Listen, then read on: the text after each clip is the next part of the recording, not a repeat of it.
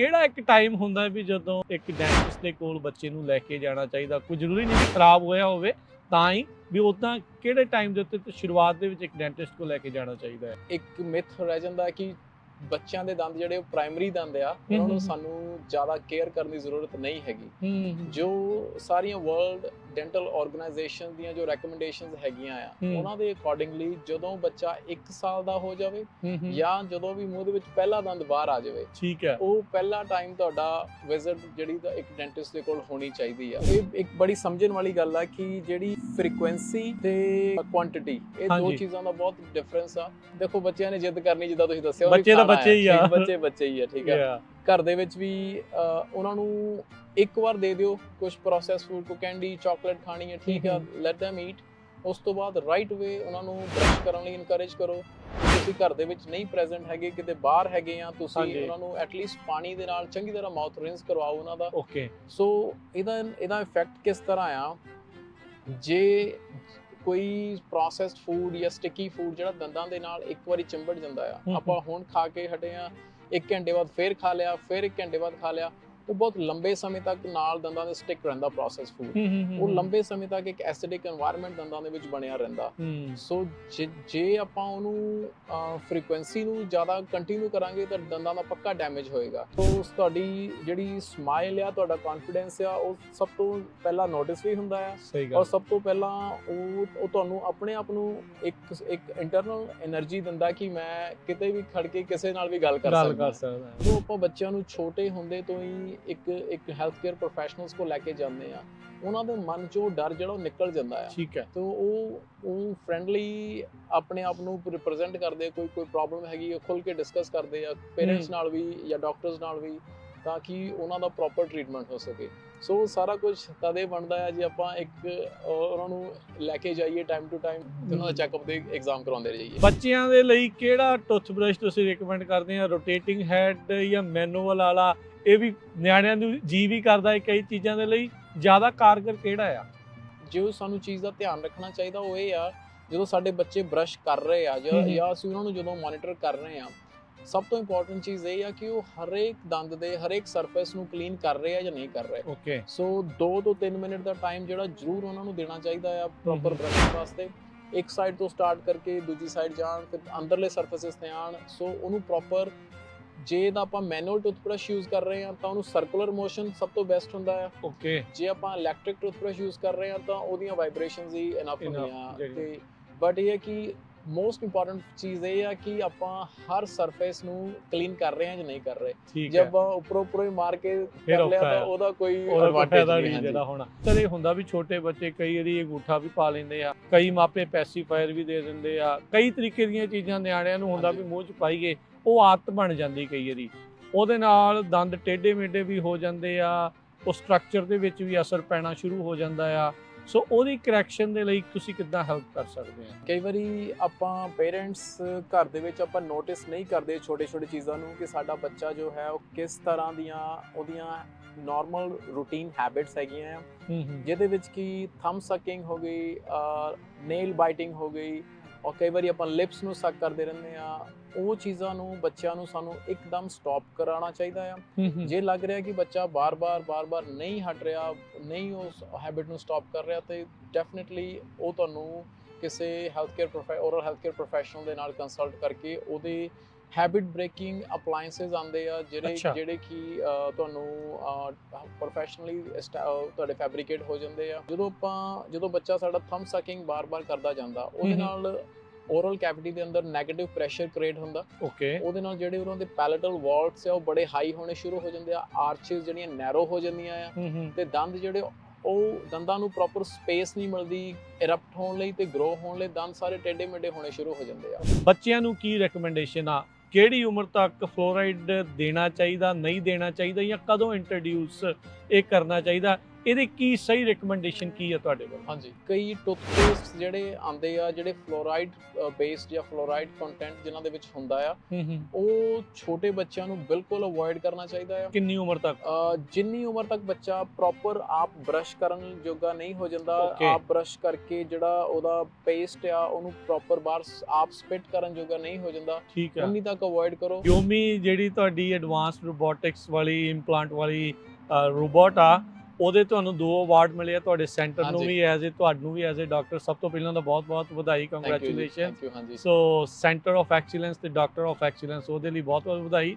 ਥੋੜਾ ਦੱਸ ਦਿਓ ਇਸ ਯੂਮੀ ਜਿਹੜੇ ਰੋਬੋਟ ਇੰਪਲਾਂਟ ਆ ਉਹਦੇ ਬਾਰੇ। ਹਾਂਜੀ, ਸੋ ਰੋਬੋਟਿਕ ਡੈਂਟਿਸਟਰੀ ਅਸੀਂ ਸੈਂਟਰਲ ਕੈਲੀਫੋਰਨੀਆ ਦੇ ਵਿੱਚ ਲੈ ਕੇ ਆਏ ਆ। ਅਸੀਂ ਅੱਜ ਆਪਣੇ ਏਰੀਏ ਦੇ 150 ਮਾਈਲ ਰੇਡੀਅਸ ਦੇ ਵਿੱਚ ਸਿਰਫ ਤੇ ਸਿਰਫ 2 ਪ੍ਰੈਕਟਿਸਿਸ ਆ ਜਿਹੜੀਆਂ ਰੋਬੋਟਿਕ ਦੇ ਨਾਲ ਡੈਂਟਿਸਟਰੀ ਕਰਦੇ ਆ। ਹਾਂਜੀ, ਤੇ ਅਸੀਂ ਬੜੇ ਪ੍ਰਾਊਡ ਨਾਲ ਕਹਿੰਦੇ ਆ ਕਿ ਅਸੀਂ we are one of them।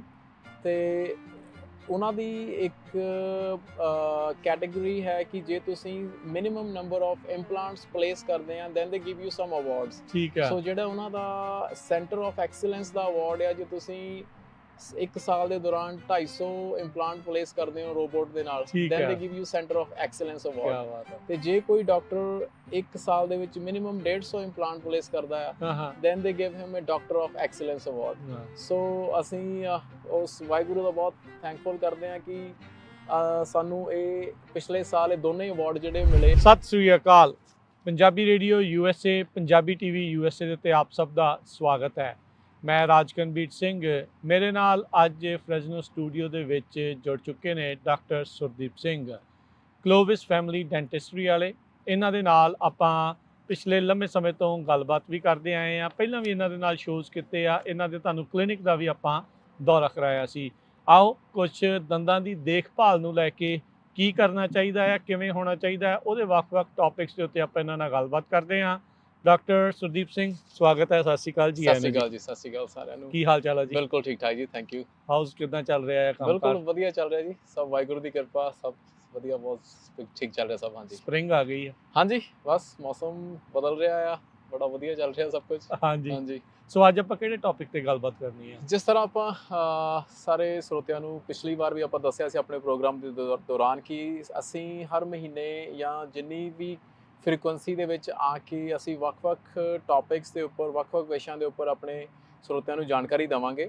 ਸੋ ਅੱਜ ਦਾ ਜੋ ਅਸੀਂ ਵਿਸ਼ਾ ਆਪਾਂ ਚਰਚਾ ਕਰਾਂਗੇ, ਬੱਚਿਆਂ ਦੇ ਦੰਦਾਂ ਦੇ ਸੰਬੰਧੀ ਕੀ ਪ੍ਰੋਬਲਮਸ ਆਉਂਦੀਆਂ ਆ। ਹਾਂਜੀ। ਤੇ ਉਹਨਾਂ ਦੇ ਜੇ ਆਪਾਂ ਧਿਆਨ ਨਹੀਂ ਪ੍ਰੋਪਰ ਰੱਖਦੇ ਤਾਂ ਉਹਦੇ ਕੀ ਕਨਸੀਕੁਐਂਸਿਸ ਹੋ ਸਕਦੇ ਆ, ਕਿਹੜੇ ਟਾਈਮ ਦੇ ਉੱਪਰ ਬੱਚਿਆਂ ਨੂੰ ਜੇ ਆਪਾਂ ਨੂੰ ਟ੍ਰੀਟਮੈਂਟਸ ਦੀ ਜ਼ਰੂਰਤ ਆ ਜਾਂ ਪ੍ਰੋਫੈਸ਼ਨਲਸ ਤੋਂ ਐਗਜ਼ਾਮੀਨੇਸ਼ਨ ਦੀ ਜ਼ਰੂਰਤ ਆ, ਕਦੋਂ ਕਰਵਾਉਣੀ ਚਾਹੀਦੀ ਆ। ਠੀਕ ਹੈ। ਤੇ ਕਿਹੜੀਆਂ ਚੀਜ਼ਾਂ ਦਾ ਜਿਹੜਾ ਧਿਆਨ ਆ ਉਹ ਸਾਨੂੰ ਪੇਰੈਂਟਸ ਨੂੰ ਘਰਾਂ ਦੇ ਵਿੱਚ ਰੱਖਣਾ ਚਾਹੀਦਾ ਆ ਬੱਚਿਆਂ ਦੇ ਦੰਦਾਂ ਦੇ ਸੰਬੰਧੀ, ਤਾਂ ਕਿ ਅਸੀਂ ਆਉਣ ਵਾਲੇ ਟਾਈਮ ਦੇ ਵਿੱਚ ਜਿਹੜੀਆਂ ਪ੍ਰੋਬਲਮਸ ਨੂੰ ਪ੍ਰੀਵੈਂਟ ਕਰ ਸਕੀਏ।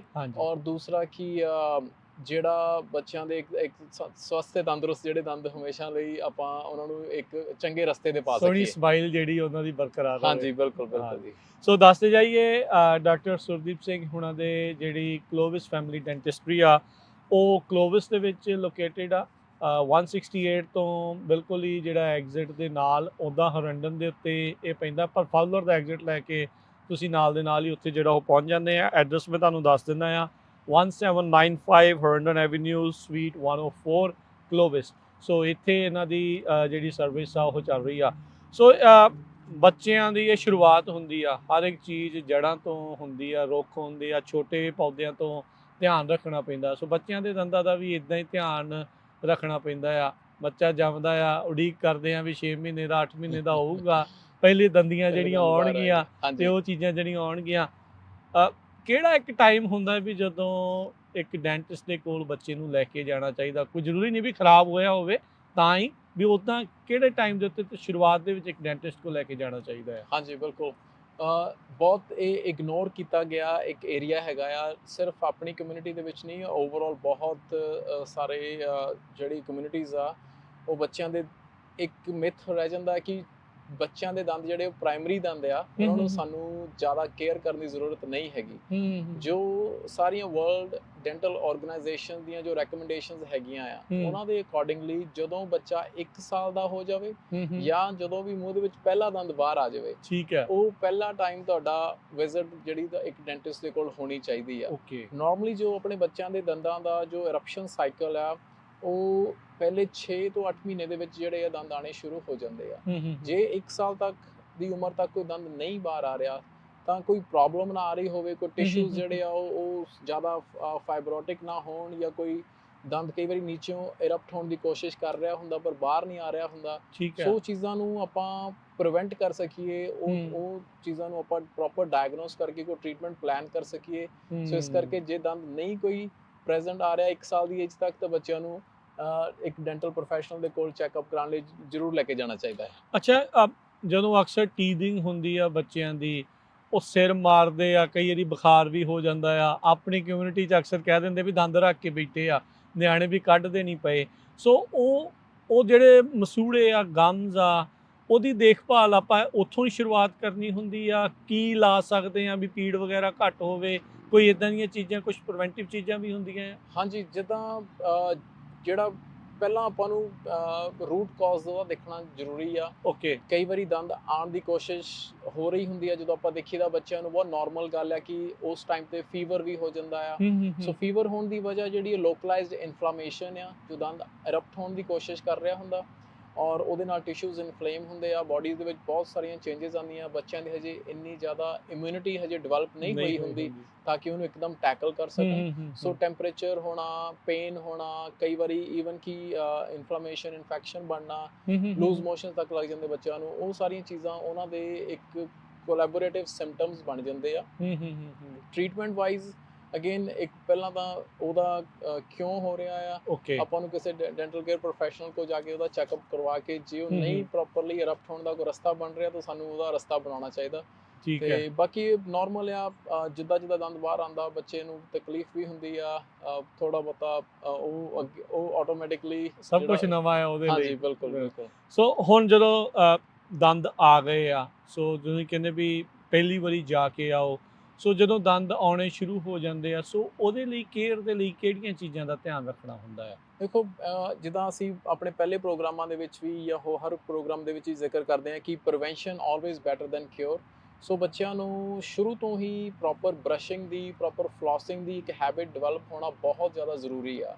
ਸੋ ਜਦੋਂ ਅਸੀਂ ਨਾਰਮਲ ਜਦੋਂ ਬੱਚਿਆਂ ਦੇ ਦੰਦ ਇਰਪਟ ਹੋਣੇ ਸ਼ੁਰੂ ਹੋ ਜਾਂਦੇ, ਚਾਹੇ ਉਹ ਬੇਬੀ ਟੀਥ ਹੀ ਆ, ਸੋ ਉਹ ਇੱਕ ਤਰ੍ਹਾਂ ਨਾਲ ਇੱਕ ਬਹੁਤ ਵਧੀਆ ਪੇਰੈਂਟਸ ਵਾਸਤੇ ਇੱਕ ਓਪਰਚੁਨਿਟੀ ਆ ਉਹਨਾਂ ਨੂੰ ਟੇਕ ਕੇਅਰ ਕਰਨ, ਬੱਚਿਆਂ ਨੂੰ ਇਨਕਰੇਜ ਕਰਨ ਪ੍ਰੋਪਰ ਬਰਸ਼ਿੰਗ ਕਰਨ ਵਾਸਤੇ, ਪ੍ਰੋਪਰ ਫਲੋਸਿੰਗ ਕਰਨ ਵਾਸਤੇ, ਤਾਂ ਕਿ ਜਦੋਂ ਉਹਨਾਂ ਦੇ ਪਰਮਾਨੈਂਟ ਦੰਦ ਵੀ ਇਰਪਟ ਹੁੰਦੇ ਆ ਆਉਣ ਵਾਲੇ ਸਮੇਂ ਦੇ ਵਿੱਚ, ਉਹ ਸੇਮ ਹੀ ਤਰੀਕੇ ਦੇ ਨਾਲ ਉਹਨਾਂ ਦਾ ਧਿਆਨ ਵੀ ਰੱਖ ਸਕਣ। ਠੀਕ ਹੈ। ਸੋ ਕਈ ਵਾਰੀ ਅਸੀਂ ਇਹ ਦੇਖਦੇ ਹਾਂ ਕਿ ਜਿਹੜੇ ਪੇਰੈਂਟਸ ਇਗਨੋਰ ਕਰ ਦਿੰਦੇ ਆ ਕਿ ਆਪਾਂ ਨਹੀਂ ਜ਼ਰੂਰਤ ਹੈਗੀ ਹਜੇ ਡਾਕਟਰ ਕੋਲ ਚੈੱਕਅਪ ਕਰਵਾਉਣ ਦੀ, ਬੱਚਿਆਂ ਦੇ ਦੰਦ ਹੀ ਆ, ਇਹ ਨਿਕਲ ਜਾਣੇ ਆ, ਝੜ ਜਾਣੇ ਆ, ਇਹਦਾ ਕੋਈ ਬਹੁਤਾ ਇਫੈਕਟ ਨਹੀਂ ਹੈ, ਬੇਬੀ ਟੀਥ ਆ, ਕੋਈ ਉਹਦੀ ਪ੍ਰੋਬਲਮ ਨਹੀਂ। ਬਟ ਕਈ ਵਾਰੀ ਜਿਹੜੀਆਂ ਕੋਈ ਲਾਰਜ ਕੈਵਿਟੀਜ਼ ਜਾਂ ਇਨਫੈਕਸ਼ਨਸ ਜਿਹੜੀਆਂ ਬੇਬੀ ਟੀਥ ਦੇ ਥਰੂ ਨੀਚੇ ਬੋਨ ਤੱਕ ਜਾਂਦੀਆਂ ਆ, ਉਹ ਆਉਣ ਵਾਲੇ ਜਿਹੜੇ ਪਰਮਾਨੈਂਟ ਦੰਦ ਇਰਪਟ ਹੋ ਰਹੇ ਹੁੰਦੇ ਆ ਜਾਂ ਉਹਨਾਂ ਦੀ ਜਿਹੜੀ ਇੱਕ ਟੁੱਥ ਬਡ ਹੁੰਦਾ ਆ, ਉਹਨੂੰ ਤੱਕ ਵੀ ਡੈਮੇਜ ਕਰ ਸਕਦੀ ਆ। ਸੋ ਕਈ ਵਾਰੀ ਇਸਦਾਂ ਦੀ ਇਨਫੈਕਸ਼ਨ ਤੱਕ ਬਣ ਸਕਦੀ ਆ ਜਿਹੜੀ ਕਿ ਪਰਮਾਨੈਂਟ ਦੰਦ ਨੂੰ ਵੀ ਪਰਮਾਨੈਂਟਲੀ ਡੈਮੇਜ ਇਰਪਟ ਹੋਣ ਤੋਂ ਵੀ ਪਹਿਲਾਂ ਕਰ ਸਕਦੀ ਆ। ਸੋ ਅੰਦਰ ਜਾ ਕੇ ਜਿਹੜਾ ਉਹ ਚੀਜ਼ ਬਹੁਤ ਰੇਅਰ ਇਦਾਂ ਹੁੰਦਾ ਆ, ਬਟ ਐਨੀਥਿੰਗ ਇਜ਼ ਪੋਸੀਬਲ। ਹਾਂਜੀ,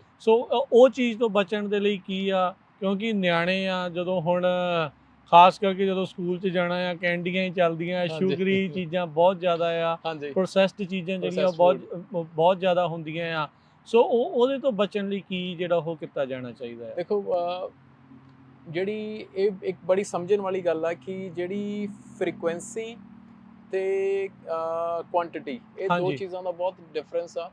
ਤੇ ਜਿੱਦਾਂ ਹੁਣ ਕੋਈ ਬੱਚੇ ਨੇ, ਦੇਖੋ ਬੱਚਿਆਂ ਨੇ ਜਿੱਦ ਕਰਨੀ, ਜਿੱਦਾਂ ਤੁਸੀਂ ਦੱਸਿਆ, ਬੱਚੇ ਤਾਂ ਬੱਚੇ ਹੀ ਆ, ਬੱਚੇ ਹੀ ਆ, ਠੀਕ ਆ। ਘਰ ਦੇ ਵਿੱਚ ਵੀ ਉਹਨਾਂ ਨੂੰ ਇੱਕ ਵਾਰ ਦੇ ਦਿਓ ਕੁਝ ਪ੍ਰੋਸੈਸ ਫੂਡ, ਕੋ ਕੈਂਡੀ, ਚਾਕਲੇਟ ਖਾਣੀ ਹੈ, ਠੀਕ ਆ, ਲੈਟ them eat। ਉਸ ਤੋਂ ਬਾਅਦ ਰਾਈਟ ਵੇ ਉਹਨਾਂ ਨੂੰ ਬਰਸ਼ ਕਰਨ ਲਈ ਇਨਕਰੇਜ ਕਰੋ। ਕਿ ਤੁਸੀਂ ਘਰ ਦੇ ਵਿੱਚ ਨਹੀਂ ਪ੍ਰੈਜ਼ੈਂਟ ਹੈਗੇ, ਕਿਤੇ ਬਾਹਰ ਹੈਗੇ ਆ, ਤੁਸੀਂ ਉਹਨਾਂ ਨੂੰ ਐਟਲੀਸਟ ਪਾਣੀ ਦੇ ਨਾਲ ਚੰਗੀ ਤਰ੍ਹਾਂ ਮਾਊਥ ਰਿੰਸ ਕਰਵਾਓ ਉਹਨਾਂ ਦਾ। ਓਕੇ। ਸੋ ਇਹਦਾ ਇਫੈਕਟ ਕਿਸ ਤਰ੍ਹਾਂ ਆ, ਜੇ ਕੋਈ ਪ੍ਰੋਸੈਸਡ ਫੂਡ ਜਾਂ ਸਟਿਕੀ ਫੂਡ ਜਿਹੜਾ ਦੰਦਾਂ ਦੇ ਨਾਲ ਇੱਕ ਵਾਰੀ ਚਿੰਬੜ ਜਾਂਦਾ ਆ, ਆਪਾਂ ਹੁਣ ਖਾ ਕੇ ਹਟੇ ਆ, 1 ਘੰਟੇ ਬਾਅਦ ਫੇਰ ਖਾ ਲਿਆ, ਫਿਰ 1 ਘੰਟੇ ਬਾਅਦ ਖਾ ਲਿਆ, ਉਹ ਬਹੁਤ ਲੰਬੇ ਸਮੇਂ ਤੱਕ ਨਾਲ ਦੰਦਾਂ ਦੇ ਸਟਿਕ ਰਹਿੰਦਾ ਪ੍ਰੋਸੈਸ ਫੂਡ। ਉਹ ਲੰਬੇ ਸਮੇਂ ਤੱਕ ਇੱਕ ਐਸਿਡਿਕ এনवायरमेंट ਦੰਦਾਂ ਦੇ ਵਿੱਚ ਬਣਿਆ ਰਹਿੰਦਾ। ਸੋ ਜੇ ਆਪਾਂ ਉਹਨੂੰ ਫ੍ਰੀਕੁਐਂਸੀ ਨੂੰ ਜ਼ਿਆਦਾ ਕੰਟੀਨਿਊ ਕਰਾਂਗੇ ਤਾਂ ਦੰਦਾਂ ਦਾ ਪੱਕਾ ਡੈਮੇਜ ਹੋਏਗਾ। ਕੁਆਂਟੀਟੀ ਦੇ ਵਿੱਚ ਆ, ਤੁਸੀਂ ਇੱਕ ਵਾਰੀ ਖਾ ਲਓ, ਖਾ ਕੇ done, clean up the teeth, you done. ਠੀਕ ਉਹਦੇ ਵਿੱਚ ਠੀਕ ਆ, ਬੱਚਿਆਂ ਦੀ ਵੀ ਰਹਿ ਗਈ ਤੇ ਸਾਡੀ ਵੀ ਰਹਿ ਗਈ ਜਿਹੜੀ। ਅੱਛਾ, ਅਕਸਰ ਜਿਹੜੇ ਛੋਟੇ ਬੱਚਿਆਂ ਨੂੰ ਜ਼ਿਆਦਾ ਨੁਕਸਾਨ ਤੇ ਇਹ ਵਾਲੇ ਫੂਡ ਜ਼ਿਆਦਾਤਰ ਜਿਹੜੇ ਕਰਦੇ ਆ, ਜਿੱਦਾਂ ਤੁਸੀਂ ਦੱਸਿਆ ਵੀ ਚਾਹੇ ਬੇਬੀ ਟੀਥ ਵੀ ਆ, ਵੀ ਇਹ ਜਿਹੜੀਆਂ ਪ੍ਰੋਬਲਮਸ ਆ ਇਹ ਉਦੋਂ ਤੋਂ ਸ਼ੁਰੂ ਹੋ ਕੇ ਇਵੈਂਚੁਅਲੀ ਤੁਹਾਡੇ ਪਰਮਾਨੈਂਟ ਟੀਥ ਤੱਕ ਵੀ ਜਿਹੜਾ ਇਹ ਅਸਰ ਪਾ ਜਾਂਦੀਆਂ ਆ। ਹਾਂਜੀ ਬਿਲਕੁਲ, ਦੇਖੋ ਕਹਿੰਦੇ ਆ ਵੀ ਹੈਬਿਟਸ ਜਿਹੜੀਆਂ ਬਣਦੀਆਂ ਉਹ ਬਚਪਨ ਤੋਂ ਜਿਹੜੀਆਂ ਹੈਬਿਟਸ ਬਣ ਜਾਣੀਆਂ ਉਹ ਸਾਰੀ ਲਾਈਫ ਸਾਡੇ ਨਾਲ ਚੱਲਦੀਆਂ। ਉਹਨਾਂ ਨੂੰ ਫਿਕਸ ਕਰਨਾ ਕਈ ਵਾਰੀ ਬਹੁਤ ਹਾਰਡ ਹੋ ਜਾਂਦਾ ਫਿਊਚਰ ਦੇ ਵਿੱਚ। ਹਾਂਜੀ, ਜੇ ਅਸੀਂ ਸ਼ੁਰੂ ਤੋਂ ਹੀ ਇੱਕ ਚੰਗੀਆਂ ਹੈਲਥੀ ਹੈਬਿਟਸ ਨੂੰ ਡਿਵੈਲਪ ਕਰਦੇ ਹਾਂ, ਪ੍ਰੋਪਰ ਹਾਈਜੀਨ ਦੀਆਂ, ਪ੍ਰੋਪਰ ਕਲੀਨਿੰਗ ਦੀਆਂ, ਤੇ ਉਹ ਆਟੋਮੈਟਿਕਲੀ ਜਿਹੜੇ ਪਰਮਾਨੈਂਟ ਦੰਦ ਆ ਉਹ ਹਮੇਸ਼ਾ ਸਾਡੇ ਸਵਸਥ ਹੀ ਰਹਿੰਦੇ ਆ। ਠੀਕ ਆ। ਤੇ ਉਸ ਚੀਜ਼ ਦਾ ਇੱਕ ਬੜਾ ਸਾਈਕੋਲੋਜੀਕਲ ਜਾਂ ਬੜਾ ਇੱਕ ਐਡਵਾਂਟੇਜ ਰਹਿੰਦਾ ਜਦੋਂ ਤੁਸੀਂ।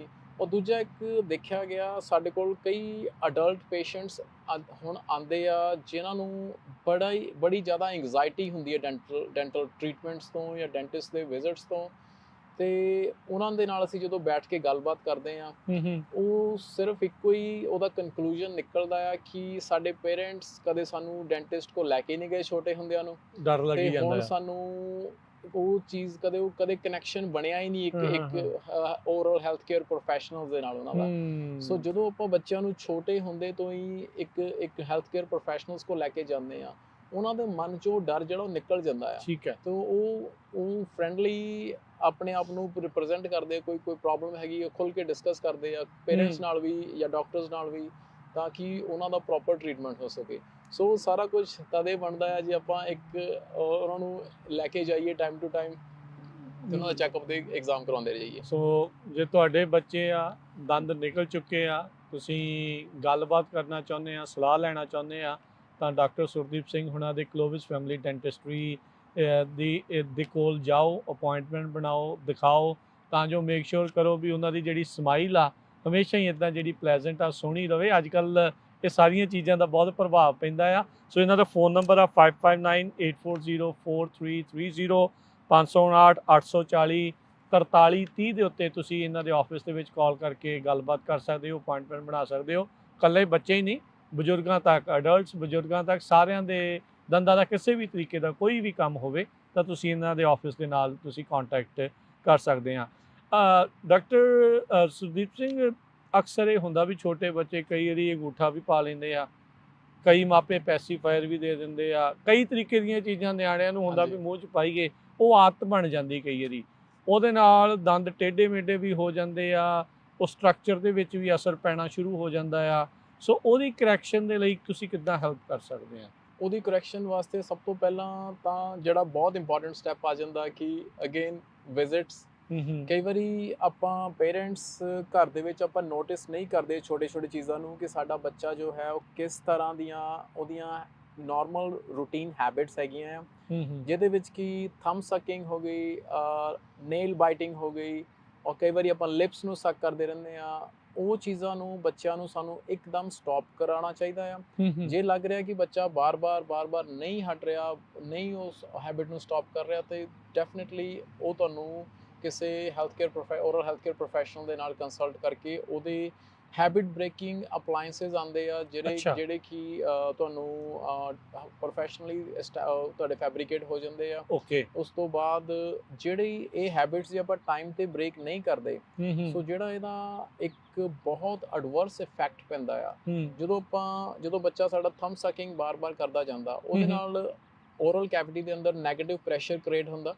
ਉਹਦੇ ਨਾਲ ਜਿਹੜੇ ਉਹਨਾਂ ਦੇ ਪੈਲੇਟਲ ਵਾਲਸ ਆ ਉਹ ਬੜੇ ਹਾਈ ਹੋਣੇ ਸ਼ੁਰੂ ਹੋ ਜਾਂਦੇ ਆ, ਆਰਚਿਸ ਜਿਹੜੀਆਂ ਨੈਰੋ ਹੋ ਜਾਂਦੀਆਂ ਆ, ਤੇ ਦੰਦ ਜਿਹੜੇ ਉਹ ਦੰਦਾਂ ਨੂੰ ਪ੍ਰੋਪਰ ਸਪੇਸ ਨਹੀਂ ਮਿਲਦੀ ਇਰਪਟ ਹੋਣ ਲਈ ਤੇ ਗਰੋ ਹੋਣ ਲਈ, ਦੰਦ ਸਾਰੇ ਟੇਢੇ ਮੇਢੇ ਹੋਣੇ ਸ਼ੁਰੂ ਹੋ ਜਾਂਦੇ ਆ। ਸੋ ਕਈ ਵਾਰੀ ਆਪਾਂ ਦੇਖਦੇ ਆ ਕਿ ਬੱਚੇ ਸਾਡੇ, ਉਹਨਾਂ ਦੇ ਫੇਸ ਬੜੇ ਲੰਬੇ ਹੁੰਦੇ ਆ, ਮਾਊਥ ਓਪਨ ਹੁੰਦਾ ਆ, ਮਾਊਥ ਬਰੀਥਿੰਗ ਦੀ ਹੈਬਿਟ ਉਹਨਾਂ ਨੂੰ ਹੁੰਦੀ ਆ। ਸੋ ਉਹ ਵੀ ਇੱਕ ਘਰ ਦੇ ਵਿੱਚ ਹੀ ਸਾਨੂੰ ਨੋਟਿਸ ਕਰਨ ਵਾਲੀ ਚੀਜ਼ ਆ, ਜੋ ਕਿ ਆਪਣੇ ਪੇਰੈਂਟਸ ਨੂੰ ਧਿਆਨ ਦੇਣਾ ਚਾਹੀਦਾ ਬੱਚਿਆਂ ਦੇ ਵਿੱਚ। ਕਦੇ ਵੀ ਬੱਚਿਆਂ ਨੂੰ ਮਾਊਥ ਤੋਂ ਬਰੀਥ ਨਾ ਕਰਨ ਦਿਓ। ਜੇ ਉਹਨਾਂ ਦੀ ਇਹ ਹੈਬਿਟ ਡਿਵੈਲਪ ਹੋ ਚੁੱਕੀ ਆ ਤੇ ਇੱਕਦਮ ਤੋਂ ਇਸ ਚੀਜ਼ ਨੂੰ ਕੰਸਲਟ ਕਰਨਾ ਚਾਹੀਦਾ ਡਾਕਟਰਸ ਦੇ ਨਾਲ। ਓਕੇ। ਮਾਊਥ ਬਰੀਥਿੰਗ ਕਿਸੇ ਵੀ ਪਰਪਸ ਨਾਲ ਹੋ ਸਕਦੀ ਹੈ। ਕਈ ਵਾਰੀ ਸਾਡੇ ਨੋਸਟਰਲਸ ਬਲੌਕ ਹੁੰਦੇ ਆ, ਉਹਦੇ ਕਰਕੇ ਵੀ ਬੱਚਾ ਜਿਹੜਾ ਉਹ ਮਾਊਥ ਤੋਂ ਬਰੀਥ ਕਰਨਾ ਸਟਾਰਟ ਕਰ ਲੈਂਦਾ। ਕਈ ਵਾਰੀ ਜਿਹੜੀਆਂ ਆਦਤ ਇਦਾਂ ਦੀ ਬਣ ਜਾਂਦੀ ਕਿ ਆਪਾਂ ਮਾਊਥ ਨਾਲ ਓਪਨ ਰੱਖ ਕੇ ਉੱਤੋਂ ਤੋਂ ਬਰੀਥ ਕਰਦੇ ਰਾਦਰ ਦੈਨ ਕਿ ਨੋਜ਼ ਦੇ ਰਸਤੇ। ਇਹ ਤੁਸੀਂ ਰਾਤ ਨੂੰ ਸੌਣ ਵੇਲੇ ਜ਼ਿਆਦਾ ਗੱਲ ਕਰ ਰਹੇ ਆ ਜਾਂ ਰੈਗੂਲਰ ਡੇ ਟਾਈਮ ਦੇ ਵਿੱਚ? ਰੈਗੂਲਰ ਡੇ ਟਾਈਮ ਤੇ ਵੀ, ਹਾਂਜੀ, ਅੱਛਾ, ਰੈਗੂਲਰ ਡੇ ਟਾਈਮ ਤੇ ਵੀ ਬਹੁਤ ਜ਼ਰੂਰੀ ਆ। ਰਾਤ ਨੂੰ ਸੌਣ ਲੱਗੇ ਤਾਂ ਚਲੋ ਬਹੁਤ ਹੀ ਧਿਆਨ ਦੇਣ ਦੀ ਜ਼ਰੂਰਤ ਆ, ਬੱਚਾ ਕਿੱਦਾਂ ਬਿਹੇਵ ਕਰ ਰਿਹਾ ਇਹਨਾਂ ਚੀਜ਼ਾਂ ਨੂੰ ਲੈ ਕੇ। ਸੋ ਜੋ ਇਹਦਾ ਦੰਦਾਂ ਦੇ ਉੱਤੇ ਜਾਂ ਓਰਲ ਹੈਲਥ ਦੇ ਉੱਪਰ ਜੋ ਇਹਦਾ ਇਫੈਕਟ ਪੈਂਦਾ ਆ, ਇੱਕ ਤਾਂ ਮਾਊਥ ਬਰੀਥਿੰਗ ਦੇ ਨਾਲ ਜਿਹੜਾ ਸਾਡਾ ਮਾਊਥ ਡਰਾਈ ਰਹਿਣਾ ਸ਼ੁਰੂ ਹੋ ਜਾਂਦਾ। ਜਿਹੜਾ ਨੈਚੁਰਲ ਸਲਾਈਵਾ, ਜੋ ਇੱਕ ਡਿਫੈਂਸ ਮੈਕੈਨਿਜ਼ਮ ਸਲਾਈਵਾ ਜਿਹੜਾ ਸਾਡਾ, ਉਹ ਦੰਦਾਂ ਦੇ ਵਿੱਚ ਰੋਲ ਪਲੇ ਕਰਦਾ ਆ। ਅੱਛਾ। ਈਵਨ ਕਿ ਅਡਲਟਸ ਵਿੱਚ ਵੀ। ਉਹ ਕਿਦਾਂ? ਕਿਉਂਕਿ ਜਿਹੜਾ ਸਾਡਾ ਸਲਾਈਵਾ ਆ, it brings lot of good things as well. ਠੀਕ ਆ। ਉਹਦੇ ਵਿੱਚ ਮਿਨਰਲਸ ਵੀ ਆਉਂਦੇ ਆ, ਉਹ ਦੰਦਾਂ ਨੂੰ ਨਾਲ ਨਾਲ ਮਿਨਰਲਾਈਜ਼ ਵੀ ਕਰਦਾ ਜਾਂਦਾ ਆ। ਉਸ ਤੋਂ ਬਾਅਦ ਇੱਕ ਮੋਇਸਟ ਰੱਖਦਾ ਆ ਤੇ ਬਹੁਤ ਸਾਰੇ ਬਾਡੀ ਦੇ ਜਿਹੜੇ ਐਂਟੀ ਬੈਕਟੀਰੀਅਲ ਫੈਕਟਰਸ ਆ ਜਾਂ ਡਿਫੈਂਸ ਮੈਕੈਨਿਜ਼ਮ ਆ ਜਾਂ ਇਮਿਊਨਿਟੀ ਫੈਕਟਰਸ, ਉਹ ਨਾਲ ਨਾਲ ਆਉਂਦੇ ਆ ਜਿਹੜੇ ਬਹੁਤ ਸਾਰੇ ਹਾਰਮਫੁਲ ਜਰਮਸ ਨੂੰ ਕਿਲ ਕਰਦੇ ਆ। ਸੋ ਉਹਨੂੰ ਫਾਈਟ ਕਰਨ ਵਾਸਤੇ। ਹਾਂਜੀ। ਸੋ ਜੇ ਆਪਾਂ ਮਾਊਥ ਬਰੀਥਿੰਗ ਦੀ ਹੈਬਿਟ ਬਣ ਚੁੱਕੀ ਹੈ ਬੱਚਿਆਂ ਦੇ ਵਿੱਚ, ਠੀਕ ਆ, ਉਹ ਮਾਊਥ ਡਰਾਈ ਰਹਿਣਾ ਸ਼ੁਰੂ ਹੋ ਜਾਂਦਾ ਆ। ਜਿਹੜੀ ਇੱਕ ਨੈਚੁਰਲ ਡਿਫੈਂਸ ਮੈਕੈਨਿਜ਼ਮ ਜਿਹੜਾ ਸਾਡਾ ਸਲਾਈਵਾ ਪਲੇ ਕਰ ਰਿਹਾ ਦੰਦਾਂ ਵਾਸਤੇ, ਉਹ ਟੋਟਲੀ ਖਤਮ ਹੋ ਜਾਂਦਾ। ਹਾਂਜੀ। ਸੋ ਉਹਦੇ ਨਾਲ ਜਿਹੜੀਆਂ ਕੈਵਿਟੀ ਫਾਰਮੇਸ਼ਨਸ ਬਹੁਤ ਜ਼ਿਆਦਾ ਸ਼ੁਰੂ ਹੋ ਜਾਂਦੀਆਂ ਆ, ਗਮਸ ਦੀਆਂ ਪ੍ਰੋਬਲਮ ਸ਼ੁਰੂ ਹੋ ਜਾਂਦੀਆਂ ਆ। ਔਰ ਉਸ ਤੋਂ ਬਾਅਦ ਜਿਹੜਾ ਆਪਾਂ ਪਹਿਲਾਂ ਗੱਲ ਕਰਦੇ ਸੀ ਕਿ ਜੇ ਦੰਦ ਟੇਢੇ ਮੇਢੇ ਆ ਰਹੇ ਆ, ਦੇਖੋ ਅੱਜ ਕੱਲ੍ਹ ਆਪਾਂ ਬੜੀ ਇੱਕ ਇੱਦਾਂ ਦੀ ਦੁਨੀਆ ਵਿੱਚ ਹੈਗੇ ਆ ਕਿ ਸੈਲਫ ਕੌਨਫੀਡੈਂਸ ਜਿਹੜਾ ਬਹੁਤ ਜ਼ਰੂਰੀ ਆ। ਕਿਸੇ ਵੀ ਫੀਲਡ ਵਿੱਚ ਆਪਾਂ ਜਾ ਕੇ ਆਪਾਂ ਲਾਈਫ ਦੇ ਵਿੱਚ ਅੱਗੇ ਵਧਣਾ ਆ। ਸੋ ਤੁਹਾਡੀ ਜਿਹੜੀ ਸਮਾਈਲ ਆ, ਤੁਹਾਡਾ ਕੌਨਫੀਡੈਂਸ ਆ, ਉਹ ਸਭ ਤੋਂ ਪਹਿਲਾਂ ਨੋਟਿਸ ਵੀ ਹੁੰਦਾ ਆ। ਔਰ ਸਭ ਤੋਂ ਪਹਿਲਾਂ ਉਹ ਤੁਹਾਨੂੰ ਆਪਣੇ ਆਪ ਨੂੰ ਇੱਕ ਇੰਟਰਨਲ એનર્ਜੀ ਦਿੰਦਾ ਕਿ ਮੈਂ ਕਿਤੇ ਵੀ ਖੜ ਕੇ ਕਿਸੇ ਨਾਲ ਵੀ ਗੱਲ ਕਰ ਸਕਦਾ। ਜਦੋਂ ਅਸੀਂ ਆਪਣੇ ਬੱਚਿਆਂ ਨੂੰ ਨਹੀਂ ਸ਼ੁਰੂ 'ਚ ਧਿਆਨ ਦਿੰਦੇ, ਉਹਨਾਂ ਦਾ ਅਸੀਂ ਇੱਕ ਸਾਈਕੋਲੋਜੀਕਲ ਲੈਵਲ ਵੀ ਡਾਊਨ ਕਰਦੇ ਜਾਂਦੇ ਹਾਂ ਹੌਲੀ ਹੌਲੀ। ਸੋ ਆਉਣ ਵਾਲੇ ਜਿਹੜਾ ਆਪਾਂ ਜਿਸ ਕੰਟਰੀ 'ਚ ਬੈਠੇ ਆ ਜਾਂ ਦੁਨੀਆ 'ਚ ਕਿਤੇ ਵੀ ਬੈਠੇ ਆ, it's neck to neck race, ਹਰ ਇੱਕ ਕੰਪੀਟੀਸ਼ਨ ਹਰ ਇੱਕ ਜਗ੍ਹਾ ਦੇ ਵਿੱਚ। ਸੋ ਉਹ ਇੱਕ ਛੋਟੀ ਜਿਹੀ ਹੈਬਿਟਸ ਨੂੰ ਕਰੈਕਟ ਕਰਨ ਦੇ ਨਾਲ, ਦੰਦਾਂ ਦੀ ਪ੍ਰੋਪਰ ਡਿਵੈਲਪਮੈਂਟ ਹੋਣ ਦੇ ਨਾਲ, ਜੋ ਸਾਈਕੋਲੋਜੀਕਲ ਐਡਵਾਂਟੇजेस ਜਾਂ ਇੱਕ ਨੈਚੁਰਲ ਜਿਹੜੀ ਸਮਾਈਲ ਜਾਂ ਅੰਦਰੋਂ ਖੁਸ਼ੀ ਨਿਕਲ ਕੇ ਆਣੀ ਆ, ਜਾਂ ਜੋ ਕਿਸੇ ਚੀਜ਼ ਦਾ ਡਰ ਨਹੀਂ ਹੋਣਾ ਬੱਚੇ ਨੂੰ, ਉਹਦੀ ਇੱਕ ਲਾਈਫ ਬਿਲਕੁਲ ਡਿਫਰੈਂਟ ਸਾਈਡ ਤੇ ਜਾ ਸਕਦੀ ਆ। ਸੋ ਇਹਦੀ ਜਿਹੜੀ ਟ੍ਰੀਟਮੈਂਟਸ ਆਪਸ਼ਨ ਆ ਜਾਂਦੀਆਂ ਆ, ਬ੍ਰੇਸਿਸ ਜਿਹੜੀ ਕਈ ਵਾਰੀ ਇੱਕ ਇਹ ਵੀ ਕੁਐਸਚਨ ਆ ਜਾਂਦਾ ਕਿ ਬੱਚੇ ਨੂੰ ਕਿਹੜੀ ਏਜ ਦੇ ਵਿੱਚ ਬ੍ਰੇਸਿਸ ਜਿਹੜੇ ਲਗਵਾਉਣੇ ਚਾਹੀਦੇ ਆ। ਹਰ ਇੱਕ ਟ੍ਰੀਟਮੈਂਟ ਹਰ ਇੱਕ ਡਿਫਰੈਂਟ ਪੈਟਰਨ ਡਿਫਰੈਂਟ ਟਾਈਮਿੰਗ ਤੇ ਚੱਲਦਾ। ਕੁਝ ਟ੍ਰੀਟਮੈਂਟਸ ਆ, ਮੇਰੀ ਆਪਣੀ ਡਾਟਰ ਆ, ਉਹਦੇ 9 ਸਾਲ ਦੀ ਏਜ ਵਿੱਚ ਬ੍ਰੇਸਿਸ ਮੈਨੂੰ ਲਗਵਾਉਣੇ ਪਏ ਸੀਗੇ। ਕੁਝ ਦੰਦ ਸਹੀ ਨਹੀਂ ਡਿਵੈਲਪ ਹੋ ਰਹੇ ਸੀਗੇ। ਸੋ ਆਪਾਂ ਨੂੰ ਹਮੇਸ਼ਾ ਸਪੈਸ਼ਲਿਸਟ ਦੇ ਨਾਲ ਕੰਸਲਟ ਕਰਕੇ, ਕਈ ਵਾਰੀ ਸਾਨੂੰ ਪੈਲੇਟਲ ਐਕਸਪੈਂਡਰਸ ਹੁੰਦੇ ਆ, ਉਹ 7-8 ਸਾਲ ਦੀ ਏਜ ਦੇ ਵਿੱਚ ਵੀ ਬੱਚਿਆਂ ਦੇ ਲੱਗ ਜਾਂਦੇ ਆ। ਸੋ ਇਹਨਾਂ ਚੀਜ਼ਾਂ ਤੋਂ ਹੈਜ਼ਿਟੇਟ ਨਹੀਂ ਕਰਨਾ ਚਾਹੀਦਾ। ਸੋ ਜੌ ਕਰੈਕਸ਼ਨ ਹੋ ਜਾਂਦੀ ਹੈ ਬੇਸਿਕਲੀ। ਜੌ ਕਰੈਕਸ਼ਨ, ਜੇ ਜੌ ਨੈਰੋ ਡਿਵੈਲਪ ਹੋ ਰਿਹਾ, ਤੁਸੀਂ ਉਹਨੂੰ ਤਿੱਖਾ ਜਿਹਾ ਨਹੀਂ ਜਿਹੜਾ ਰਹੂਗਾ, ਤੁਸੀਂ ਉਹਨੂੰ ਡਿਵੈਲਪਮੈਂਟ ਏਜ ਦੇ ਵਿੱਚ ਉਹਨੂੰ ਕਰੈਕਟ ਕਰ ਦਿੰਦੇ ਆ ਤਾਂ ਕਿ ਹਾਂਜੀ ਇੱਕ ਤਾਂ ਈਜ਼ੀ ਹੋ ਜਾਂਦਾ ਆ, ਔਰ ਦੂਸਰਾ ਹੈ ਕਿ ਉਹ ਪਰਮਾਨੈਂਟ ਉਹਦੇ ਰਿਲੈਪਸ ਦੇ ਚਾਂਸ ਬਹੁਤ ਘੱਟ ਜਾਂਦੇ ਆ। ਤਾਂ ਉਹ ਚੀਜ਼ ਜਿਹੜੀ ਆਪਾਂ ਜੇ ਪ੍ਰੋਪਰ ਚੈੱਕਅਪਸ ਵਾਸਤੇ ਜਾਵਾਂਗੇ, ਆਪਾਂ ਛੋਟੀ ਛੋਟੀ ਜਿਹੜੀ ਚੀਜ਼ਾਂ ਆਪਾਂ ਕਰਦੇ ਹੁਣ ਆਪਾਂ ਡਿਸਕਸ ਕਰ ਰਹੇ ਹਾਂ, ਤੁਸੀਂ ਆਪਣੇ ਬੱਚਿਆਂ 'ਚ ਨੋਟਿਸ ਕਰੋਗੇ, ਉਹਨਾਂ ਨੂੰ ਉਹਨਾਂ ਚੀਜ਼ਾਂ ਨੂੰ ਹਟਾਉਣ ਦੀ ਕੋਸ਼ਿਸ਼ ਕਰੋਗੇ। ਜੇ ਨਹੀਂ ਹਟ ਰਹੇ, ਦੈਨ ਕਿਸੇ ਹੈਲਥ ਕੇਅਰ ਪ੍ਰੋਫੈਸ਼ਨਲ ਤੋਂ ਹੈਲਪ ਲੈ ਕੇ ਉਹਨੂੰ ਆਉਣ ਵਾਲੇ ਸਮੇਂ ਨੂੰ ਜਿਹੜੀਆਂ ਪ੍ਰੋਬਲਮਸ ਉਹਨਾਂ ਨੂੰ ਆਪਾਂ ਬਹੁਤ ਅਵੋਇਡ ਕਰ ਸਕਦੇ ਹਾਂ। ਬਿਲਕੁਲ। ਸੋ ਜ਼ਰੂਰ ਤੁਸੀਂ ਕਲੋਵਿਸ ਫੈਮਿਲੀ ਡੈਂਟਿਸਟਰੀ ਦੇ ਡਾਕਟਰ ਸੁਖਦੀਪ ਸਿੰਘ ਉਹਨਾਂ ਨੂੰ ਮੌਕਾ ਦਿਓ। ਤੁਹਾਡੇ ਵੀ ਬੱਚਿਆਂ ਦੇ ਕੋਈ ਇੱਦਾਂ ਦੀ ਮੁਸ਼ਕਲ ਆ, ਤੁਸੀਂ ਚਾਹੁੰਦੇ ਆ ਵੀ ਕੋਈ ਦੰਦਾਂ ਦੀ ਪ੍ਰੋਬਲਮ ਆ, ਕੋਈ ਕੈਵਿਟੀਜ਼ ਆ, ਗਮਸ ਦੀ ਕੋਈ ਪ੍ਰੋਬਲਮ ਆ, ਕਿਸੇ ਵੀ ਤਰੀਕੇ ਦੀ ਆ, ਅਸਥੈਟਿਕ ਲੁੱਕ ਨੂੰ ਲੈ ਕੇ ਵੀ ਤੁਸੀਂ ਕੋਈ ਉਸ ਦੇ ਵਿੱਚ ਕਾਸਮੈਟਿਕ ਕੋਈ ਵੀ ਚੀਜ਼ ਆ ਉਹ ਤੁਸੀਂ ਕਰਵਾਉਣੀ ਆ ਦੰਦਾਂ ਨੂੰ ਲੈ ਕੇ, ਤਾਂ ਡਾਕਟਰ ਸੁਖਦੀਪ ਸਿੰਘ ਉਹਨਾਂ ਦੇ ਆਫਿਸ ਦੇ ਨਾਲ ਕੰਟੈਕਟ ਕਰੋ। ਇਹਨਾਂ ਦਾ ਫੋਨ ਨੰਬਰ ਆ 5598404330, 559-840-4330 ਦੇ ਉੱਤੇ ਕਾਲ ਕਰ ਸਕਦੇ ਹੋ। ਇਹਨਾਂ ਨੇ ਲਾਸਟ ਟਾਈਮ ਵੀ ਦੱਸਿਆ ਸੀ, ਕਿਸੇ ਨੂੰ ਵੀ ਦੰਦਾਂ ਦੇ ਨਾਲ ਰਿਲੇਟਿਡ ਕੋਈ ਵੀ ਸਵਾਲ ਆ, ਤੁਸੀਂ ਦੁਨੀਆ 'ਚ ਕਿਤੇ ਵੀ ਬੈਠੇ ਆ, ਅਮਰੀਕਾ 'ਚ ਕਿਤੇ ਵੀ ਬੈਠੇ ਆ, info@clovisfamilydentistry.com ਦੇ ਉੱਤੇ ਤੁਸੀਂ ਇਹਨਾਂ ਨੂੰ ਈਮੇਲ ਕਰੋ। ਇਹ ਤੁਹਾਡੇ ਸਵਾਲ ਦਾ ਜਿਹੜਾ ਜਵਾਬ ਆ ਉਹ ਤੁਹਾਨੂੰ ਦੇਣਗੇ। ਵਿਦਆਊਟ ਐਨੀ ਜਿਹੜਾ ਮਨੀ, ਫ੍ਰੀ ਦੇ ਵਿੱਚ ਉਹ ਤੁਹਾਡਾ ਜਿਹੜਾ ਸਵਾਲ ਦਾ ਜਵਾਬ ਦੇਣਗੇ। ਐਟਲੀਸਟ ਤੁਸੀਂ ਉਹਦੇ ਨਾਲ ਫਿਰ ਇਨਫੋਰਮਡ ਡਿਸੀਜਨ ਜਿਹੜਾ ਉਹ ਆਪਣਾ ਬਣਾ ਸਕਦੇ ਹੈਗੇ ਆ। ਇਹ ਹੁਣ ਜਿੱਦਾਂ ਤੁਸੀਂ ਦੱਸਿਆ, ਹੁਣ ਤੁਹਾਡੀ ਬੇਟੀ ਆ, ਤੁਸੀਂ ਹੁਣ 2 ਵਾਰੀ ਉਹ ਤੋਂ ਬਰਸ਼ ਕਰਦੇ ਆ ਕਿ 3 ਵਾਰੀ, ਕਿੰਨੀ ਵਾਰੀ ਉਹ ਬਰਸ਼ ਕਰਦੀ ਆ? ਉਹਨੂੰ ਮੈਂ ਜਿੰਨੀ ਵਾਰ ਵੀ ਉਹਨੇ ਬਰਸ਼ ਕਰਨਾ, ਚਾਹੇ ਉਹ ਸਕੂਲ ਵਿੱਚ ਵੀ ਆ, ਮੈਂ ਦੱਸਿਆ ਹੋਇਆ ਤੂੰ ਮੈਨੂੰ ਨੋਟੀਫਾਈ ਕਰਨਾ ਵਾ ਆ ਕੇ ਵੀ ਕੀਤਾ ਪ੍ਰੋਪਰ। ਉਹਦੇ ਬ੍ਰੇਸਿਸ ਲੱਗੇ ਹੋਏ ਆ, ਓਕੇ, ਸੋ ਬ੍ਰੇਸਿਸ ਦੇ ਨਾਲ ਹੋਰ ਵੀ ਜ਼ਿਆਦਾ ਜ਼ਰੂਰੀ ਹੋ ਜਾਂਦਾ ਆ। ਔਰ ਰਾਤ ਨੂੰ ਤਾਂ ਮੈਂ ਆਪ ਕੋਲ ਖੜ ਕੇ ਕਰਵਾਉਣਾ ਆ। ਸੋ ਇੱਕ ਹੈਬਿਟ ਡਿਵੈਲਪ ਕਰਾਉਣ ਦੀ ਕੋਸ਼ਿਸ਼ ਕਰ ਰਹੇ ਹਾਂ। ਠੀਕ ਹੈ। ਤਾਂ ਕਿ ਔਰ ਕਈ ਵਾਰੀ ਅਸੀਂ ਸਾਰੇ ਕਿਤੇ ਨਾ ਕਿਤੇ ਅਸੀਂ ਵੀ ਇਗਨੋਰ ਕਰ ਦਿੰਦੇ ਹਾਂ। ਬਿਲਕੁਲ, ਕੋਈ ਨਹੀਂ, ਇਨਸਾਨ ਹੀ ਆਪਾਂ ਵੀ। ਹੈਬਿਟ ਇਦਾਂ ਦੀ ਬਣ ਗਈ ਉਹ ਬੇਟੀ ਦੀ ਵੀ, ਜੇ ਕਿਤੇ ਮੈਂ ਆਪ ਫਲॉस ਕਰਨਾ ਮਿਸ ਕਰਦਾ ਤਾਂ ਮੇਰੇ ਕੋਲ ਆ ਕੇ ਖੜ ਜਾਂਦੇ, daddy you miss a floss today, let's do it. So ਅਸੀਂ ਬੱਚਿਆਂ ਨੂੰ ਇਨਕਰੇਜ ਕਰਨ ਦੇ ਲਈ ਉਹਨਾਂ ਨੂੰ ਜਦੋਂ ਇਨਕਰੇਜ ਕਰਦੇ ਹਾਂ, ਅਸੀਂ ਨਾਲ ਅਸੀਂ ਆਪਣੀ ਸਿਹਤ ਨੂੰ ਵੀ ਇੱਕ ਇੰਪਰੂਵਮੈਂਟ ਦਾ ਮੌਕਾ ਦਿੰਦੇ ਹਾਂ। ਕਿਉਂਕਿ ਜਿੱਦਾਂ ਕਹਿੰਦੇ ਆ ਕਿ ਐਜ਼ ਅ ਲੀਡਰ ਜਿਹੜੇ ਪੇਰੈਂਟਸ ਆ, ਜੇ ਉਹ ਖੁਦ ਅੱਗੇ ਵੱਧ ਕੇ ਪਹਿਲਾਂ ਆਪਣੀ ਓਰਲ ਹਾਈਜੀਨ ਦਾ ਧਿਆਨ ਰੱਖਣਗੇ, ਫਿਰ ਹੀ ਅਸੀਂ ਬੱਚਿਆਂ ਨੂੰ ਵੀ ਦੱਸ ਸਕਦੇ ਹਾਂ ਜੀ। ਸੋ ਜਦੋਂ ਬੱਚਿਆਂ ਨੂੰ ਆਪਾਂ ਦੱਸਾਂਗੇ, ਅਸੀਂ ਨਾਲ ਆਪਣੀ ਹੈਬਿਟਸ ਨੂੰ ਵੀ ਡੈਫੀਨਿਟਲੀ ਇੰਪਰੂਵ ਕਰਾਂਗੇ। ਬਿਲਕੁਲ। ਸੋ ਉਹਦੇ ਨਾਲ ਜੋ ਸਾਡੀ ਦੰਦਾਂ ਦੀ ਸਿਹਤ ਦਾ ਵੀ ਜਿਹੜਾ ਇੱਕ ਇੰਪਰੂਵਮੈਂਟ ਆ, ਉਹ ਆਟੋਮੈਟਿਕਲੀ ਹੁੰਦੀ ਹੈ। Children C children do. ਬਿਲਕੁਲ, ਜੋ ਦੇਖਦੇ ਉਹਨਾਂ ਨੇ ਉਹੀ ਚੀਜ਼ ਜਿਹੜੀ ਉਹ ਕਰਨੀ ਆ। ਆਪਣੀ ਵੀ ਆਦਤ ਬਣਾਓ ਤੇ ਨਾਲ ਬੱਚਿਆਂ ਨੂੰ ਵੀ ਆਦਤ ਜਿਹੜੀ ਆ ਉਹ ਪਾਓ। ਆਪਾਂ ਇਹ ਸਾਰੀਆਂ ਚੀਜ਼ਾਂ ਦੇ ਤੇ ਗੱਲ ਕੀਤੀ ਆ। ਅੱਜ ਕੱਲ੍ਹ ਨਾ ਕੁਐਸਚਨ ਕਹਿ ਲਓ, ਥਿਊਰੀਜ਼ ਬਹੁਤ ਤਰ੍ਹਾਂ ਦੀਆਂ ਚੱਲਦੀਆਂ ਫਲੋਰਾਈਡ ਨੂੰ ਜਿਹੜਾ ਉਹ ਲੈ ਕੇ। ਪਾਣੀ 'ਚ ਫਲੋਰਾਈਡ ਆ ਗਿਆ, ਟੁੱਥਪੇਸਟ ਦੇ ਵਿੱਚ ਫਲੋਰਾਈਡ ਆ। ਬੱਚਿਆਂ ਨੂੰ ਕੀ ਰეკਮੈਂਡੇਸ਼ਨ ਆ, ਕਿਹੜੀ ਉਮਰ ਤੱਕ ਫਲੋਰਾਈਡ ਦੇਣਾ ਚਾਹੀਦਾ, ਨਹੀਂ ਦੇਣਾ ਚਾਹੀਦਾ, ਜਾਂ ਕਦੋਂ ਇੰਟਰੋਡਿਊਸ ਇਹ ਕਰਨਾ ਚਾਹੀਦਾ? ਇਹਦੀ ਕੀ ਸਹੀ ਰეკਮੈਂਡੇਸ਼ਨ ਕੀ ਆ ਤੁਹਾਡੇ ਵੱਲ? ਹਾਂਜੀ, ਜਿਹੜਾ ਤਾਂ ਨਾਰਮਲ ਅੱਜ ਕੱਲ੍ਹ ਜਿੱਦਾਂ ਤੁਸੀਂ ਦੱਸਿਆ ਕਿ ਈਵਨ ਕਿ ਆਪਣੇ ਘਰਾਂ ਦਾ ਪਾਣੀ ਹੋ ਗਿਆ, ਜਾਂ ਅਸੀਂ ਨਾਰਮਲ ਕਈ ਤਰ੍ਹਾਂ ਦੇ ਡਾਈਟਸ ਲੈਂਦੇ ਹਾਂ, ਜਿਹੜੀਆਂ ਸਾਨੂੰ ਬੇਸਿਕ ਰਿਕੁਆਇਰਮੈਂਟਸ ਹੈਗੀਆਂ ਮਾਈਕਰੋ ਨਿਊਟ੍ਰੀਐਂਟਸ ਦੀਆਂ, ਉਹ ਸਾਨੂੰ ਪੂਰੀਆਂ ਹੋ ਜਾਂਦੀਆਂ ਆ। ਅਸੀਂ ਕਈ ਟੁੱਥਪੇਸਟ ਜਿਹੜੇ ਆਉਂਦੇ ਆ, ਜਿਹੜੇ ਫਲੋਰਾਈਡ ਬੇਸਡ ਜਾਂ ਫਲੋਰਾਈਡ ਕੰਟੈਂਟ ਜਿਨ੍ਹਾਂ ਦੇ ਵਿੱਚ ਹੁੰਦਾ ਆ, ਉਹ ਛੋਟੇ ਬੱਚਿਆਂ ਨੂੰ ਬਿਲਕੁਲ ਅਵੋਇਡ ਕਰਨਾ ਚਾਹੀਦਾ ਆ। ਕਿੰਨੀ ਉਮਰ ਤੱਕ?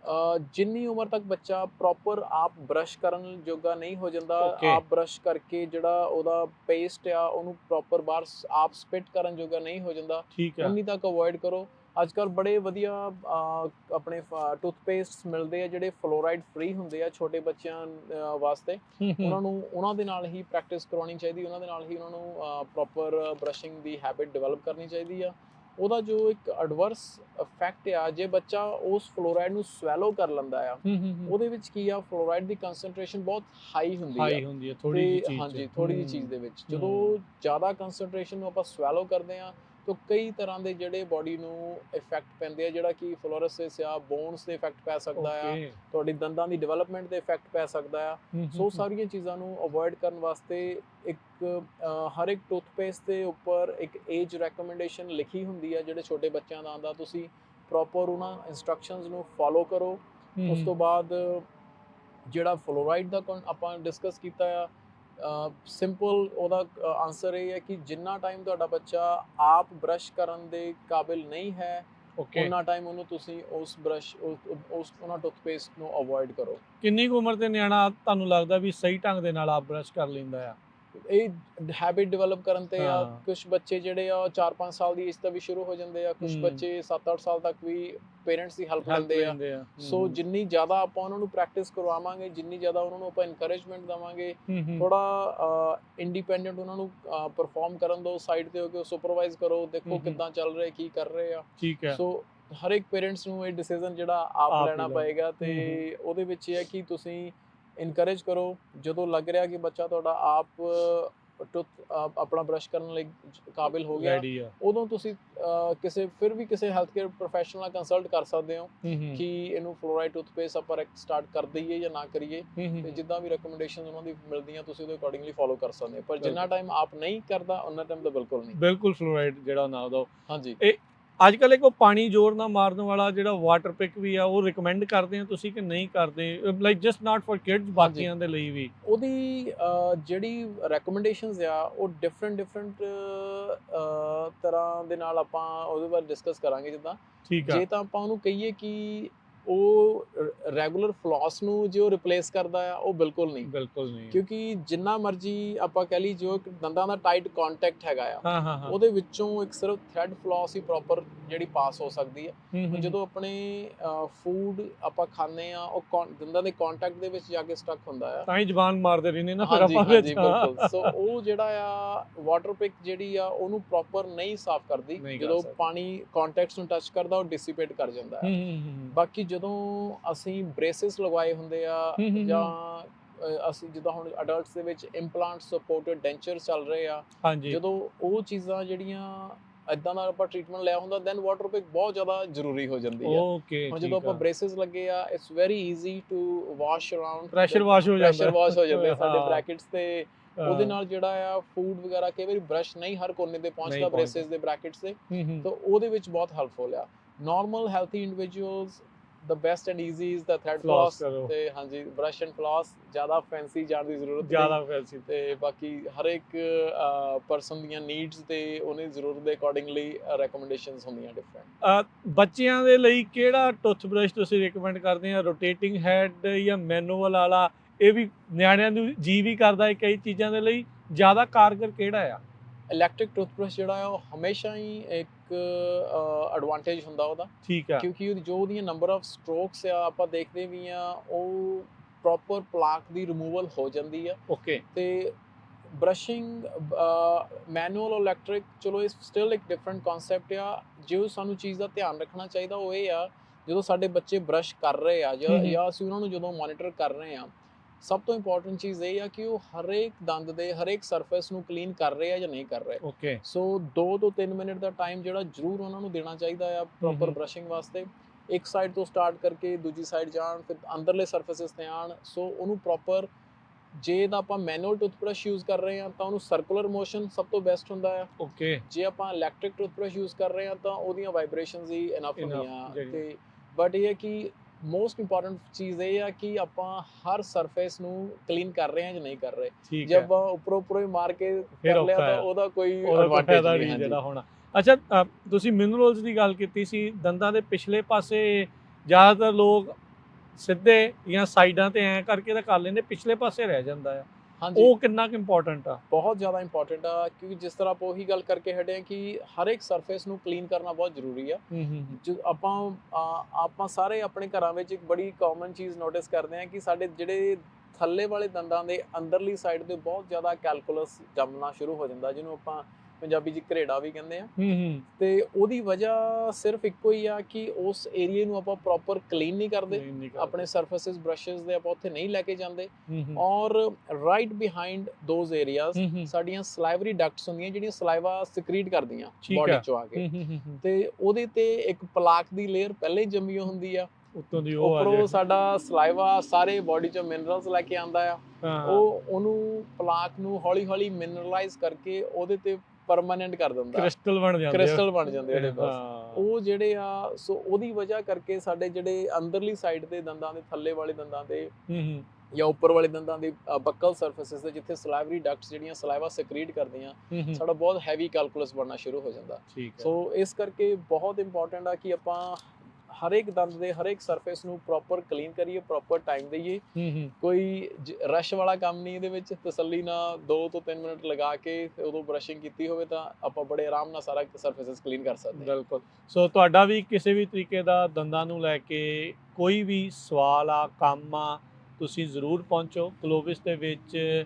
ਗਲੋਬਿਸ ਫੈਮਿਲੀ ਡੈਂਟਿਸਟਰੀ ਵਾਲੇ ਡਾਕਟਰ ਸੁਰਦੀਪ ਸਿੰਘ, ਇਹ ਤੇ ਇਹਨਾਂ ਦੀ ਜਿਹੜੀ ਟੀਮ ਆ ਉਹ ਤੁਹਾਡਾ ਬਹੁਤ ਵਧੀਆ ਤੁਹਾਡੀ ਟੇਕ ਕੇਅਰ ਕਰਨਗੇ। ਕਿਸੇ ਵੀ ਤਰੀਕੇ ਦੀ ਕੋਈ ਤੁਹਾਨੂੰ ਕੁਐਸਚਨ ਆ ਅਪੁਆਇੰਟਮੈਂਟ ਦੇ ਲਈ ਇਹਨਾਂ ਦੇ ਆਫਿਸ 'ਚ ਕਾਲ ਕਰੋ 5598404330 559 840 4330 ਤੇ ਇਹਨਾਂ ਦਾ ਐਡਰੈਸ ਆ 1795 ਹਰੰਡਨ ਐਵੀਨਿਊ ਸਵੀਟ 102 ਗਲੋਬਸ ਦੇ ਵਿੱਚ 168 ਦੇ ਬਿਲਕੁਲ ਫਾਊਲਰ ਵਾਲੇ ਜਿਹੜੇ ਐਗਜ਼ਿਟ ਦੇ ਉੱਤੇ ਤੁਹਾਨੂੰ ਉਸ ਨਾਲ ਹੀ ਨਿਕਲਦੇ ਸਾਰੀ ਜਿਹੜਾ ਰਾਈਟ ਸਾਈਡ ਤੇ ਜਦੋਂ ਇੱਧਰ ਨੂੰ ਜਾਂਦੇ ਆ ਤੁਸੀਂ ਈਸਟ ਵੱਲ ਨੂੰ ਤਾਂ ਫਿਰ ਤੁਹਾਨੂੰ ਜਿਹੜਾ ਉਹ ਨਜ਼ਰ ਆਉਂਦਾ ਆ। ਸੋ ਤੁਸੀਂ ਉੱਥੇ ਜਾ ਕੇ ਇਹਨਾਂ ਨੂੰ ਇੱਕ ਵਾਰੀ ਸੇਵਾ ਦਾ ਮੌਕਾ ਦਿਓ। ਸੋਹਣੇ ਦੰਦ, ਸੋਹਣੀ ਸਮਾਈਲ, ਸੋਹਣੀਆਂ ਚੀਜ਼ਾਂ ਜਿਹੜੀਆਂ ਹੋਣਗੀਆਂ, ਬਾਹਰ ਵੀ ਨਿਕਲਣ ਦਾ ਜੀ ਕਰਦਾ ਆ, ਗੱਲਾਂ ਬਾਤਾਂ ਕਰਨ ਦਾ ਵੀ ਜੀ ਕਰਦਾ ਆ, ਕੌਨਫੀਡੈਂਸ ਵੀ ਵੱਧਦਾ ਆ, ਤੇ ਨਾਲੇ ਜੇ ਮੂੰਹ ਦਾ ਸਵਾਦ ਵਧੀਆ ਹੋਵੇ ਤਾਂ ਤੁਹਾਨੂੰ ਜੀਣ ਦਾ ਸਵਾਦ ਵੀ ਜਿਹੜਾ ਉਨਾ ਹੀ ਵਧੀਆ ਜਿਹੜਾ ਉਹ ਆਉਂਦਾ ਆ।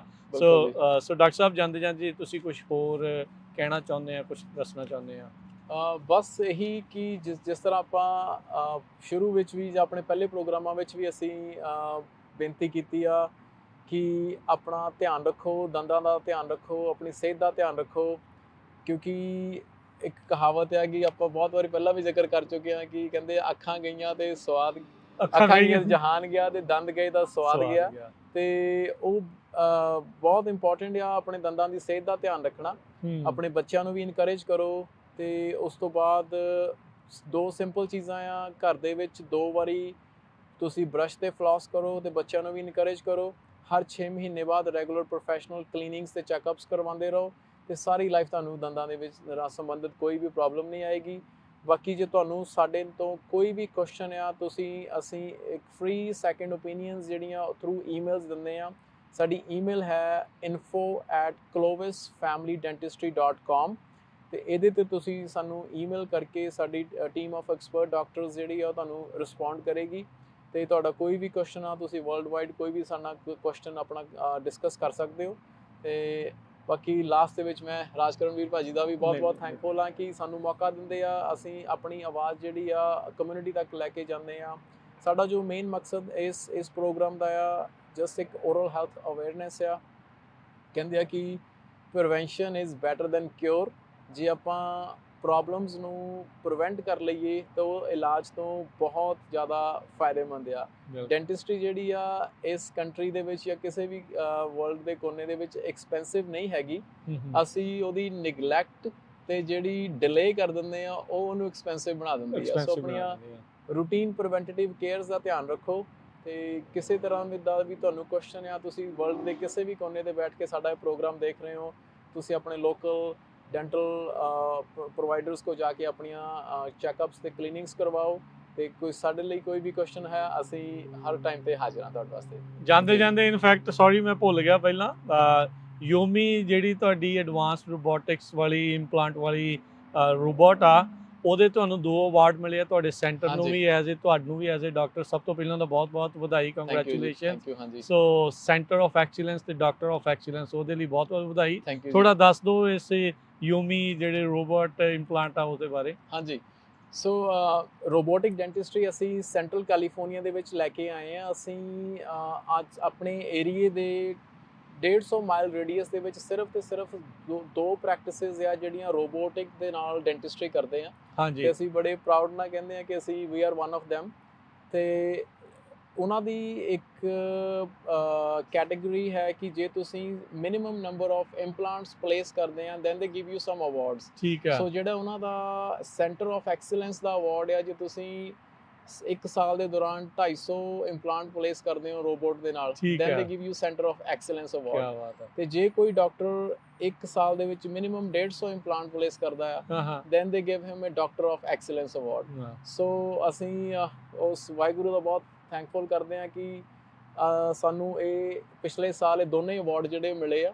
ਤੇ ਸਾਡੇ ਸੈਂਟਰ ਦੇ ਵਿੱਚ ਅਸੀਂ 2 ਡਾਕਟਰਸ ਆ, ਅਸੀਂ ਦੋਨਾਂ ਨੇ ਰਲ ਕੇ ਮੋਰ ਦੈਨ 250 ਇੰਪਲਾਂਟ ਅਸੀਂ ਪਲੇਸ ਕੀਤਾ ਰੋਬੋਟ ਦੇ ਨਾਲ।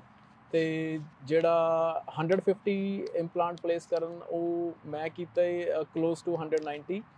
ਤੇ ਉਹਦੇ ਕਰਕੇ ਜਿਹੜਾ ਡਾਕਟਰ ਆਫ ਐਕਸੀਲੈਂਸ ਦਾ ਅਵਾਰਡ ਜਿਹੜਾ ਉਹ ਮੈਨੂੰ ਮਿਲਿਆ ਸੀ। ਚਲੋ ਬਹੁਤ ਵਧਾਈਆਂ ਡਾਕਟਰ ਸੁਦੀਪ ਸਿੰਘ। ਤੇ ਇਦਾਂ ਹੀ ਪ੍ਰਮਾਤਮਾ ਚੜ੍ਹਦੀ ਕਲਾ 'ਚ ਰੱਖੇ। ਤੇ ਇਦਾਂ ਹੀ ਆਪਾਂ ਪ੍ਰੋਗਰਾਮ ਡਾਕਟਰ ਸੁਦੀਪ ਸਿੰਘ ਦੇ ਨਾਲ ਲੈ ਕੇ ਆਉਂਦੇ ਰਵਾਂਗੇ ਤਾਂ ਜੋ ਤੁਸੀਂ ਵੀ ਤੇ ਆਪਾਂ ਸਾਰੇ ਜਣੇ ਮਿਲ ਜੁਲ ਕੇ ਓਰਲ ਹੈਲਥ ਕੇਅਰ ਦੇ ਬਾਰੇ, ਓਰਲ ਹਾਈਜੀਨ ਦੇ ਬਾਰੇ ਸਿੱਖਦੇ ਰਹੀਏ। ਮਿਹਰਬਾਨੀ, ਧੰਨਵਾਦ, ਸਤਿ ਸ਼੍ਰੀ ਅਕਾਲ।